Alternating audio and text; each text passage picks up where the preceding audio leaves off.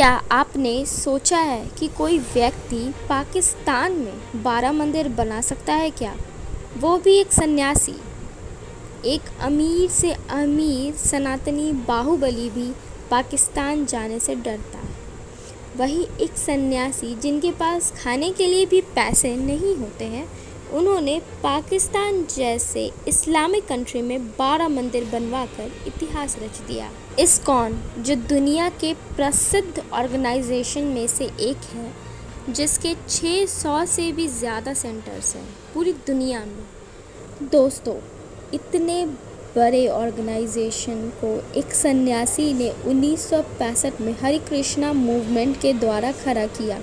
जी हाँ, मैं बात कर रही हूँ इस्कॉन के संस्थापक श्रीला प्रभुपाद के बारे में। तो कहानी की शुरुआत होती है 1896 से, जब प्रभुपाद कोलकाता में जन्म लेते हैं। बचपन में ही उनकी माता गुजर गई। इतने बड़े दुख के बावजूद भी वो पढ़ाई में हमेशा अव्वल ही रहे। परंतु स्वतंत्रता संग्राम के दौरान महात्मा गांधी के नॉन कॉपरेशन मूवमेंट में शामिल होने के कारण उन्होंने अपनी डिग्री को लेने से इनकार कर दिया और खुद की एक फार्मेसी की दुकान चलाने लगे। चूँकि श्रीला प्रभुपाद की अंग्रेज़ी बचपन से ही बहुत अच्छी थी, इतनी कि अंग्रेज़ों को डिक्शनरी खोलने की ज़रूरत पड़ जाए। इस कारण उनके गुरु ने गीता के ज्ञान को विश्व में विस्तार करने का काम सौंपा, जिसको प्रभुपाद जी ने अपने जीवन का एकमात्र लक्ष्य बना लिया। 1 वर्ष तक उन्होंने घर में ही भगवद गीता का रूपांतरण करना आरंभ किया, परंतु परिवार का साथ न मिल पाने के कारण घर से दूर वृंदावन में रूपांतरण करने की ठानी।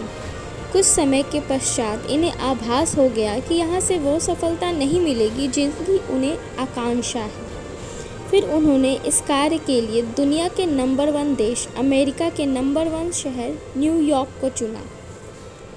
अनुमान लगा सकते हैं कि एक 70 साल का व्यक्ति कैसे अपने गुरु के लक्ष्यों को पूरा करने के लिए योजना बना रहा था। न्यूयॉर्क पहुंचने का सफ़र उन्होंने जहाज़ द्वारा पूरा किया।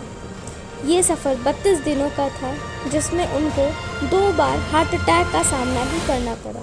उस समय इनके बैग में सिर्फ $7 और कुछ किताबें थीं। अनजान नगरी, अनजान लोग होने के बावजूद भी ये कृष्णा का नाम लेकर छोटे स्तर पर कार्य को करना प्रारंभ किया। इसी बात पे आप सब बोलिए जय श्री कृष्णा।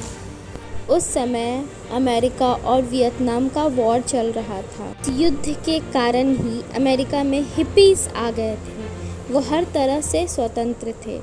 नग्न रहना, खुले में यौन संबंध बनाना, नशा करना इनके लिए आम बात थी। इनसे सरकार तथा जनता सभी परेशान थी। प्रभुपाद जी को अब तक समझ में आ गया था कि यहाँ कुछ करना है तो सबसे पहले हिप्पीज़ को हैप्पी बनाना होगा, तभी उस सबका ध्यान अपनी ओर आकर्षित होगा।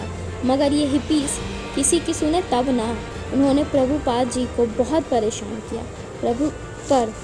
प्रभुपाद जी ने भी कहाँ हार मानी थी और हिप्पीज़ को आखिर में हैप्पी बना ही दिया, हरे कृष्ण का नशा लगवाकर। प्रभुपाद जी को समझ आ गया था कि अगर इन बेघरों को ज़िंदगी का मतलब समझा दिया तो ये मेरी हर बात ज़रूर मानेंगे और लोगों में अमेरिकन्स का बहुत प्रभाव पड़ता है। और ऐसा हुआ भी। इस तरह प्रभुपाद जी ने धीरे धीरे करके अमेरिका में 10,000 शिष्य बनाए, जो ज्ञान का प्रसार करने के लिए पूरे विश्व में फैला दिया, पाकिस्तान में भी। यह काम वो 1965 से 1977 तक करते रहे। वो विदेशों में बहुत तेज़ी से प्रसिद्ध हो रहे थे, क्योंकि वो धर्म की बात नहीं, आध्यात्मिकता की बात करते थे। उनके इस कार्य में आर्थिक सहायता की। फिर धीरे धीरे इनके पास बहुत सारी धनराशि जमा हो गई। चैरिटी करना भी आरंभ कर दिया, जिसमें मुफ्त भोजन, गरीबों की सेवा आदि प्रमुख कार्य थे। उन्होंने हरे कृष्णा मूवमेंट से इस्कॉन मंदिर की स्थापना की, जो आज एक वृक्ष बन चुका है और जिसकी शाखाएं बहुत लोगों के जीने का मार्ग प्रशस्त कर रही है।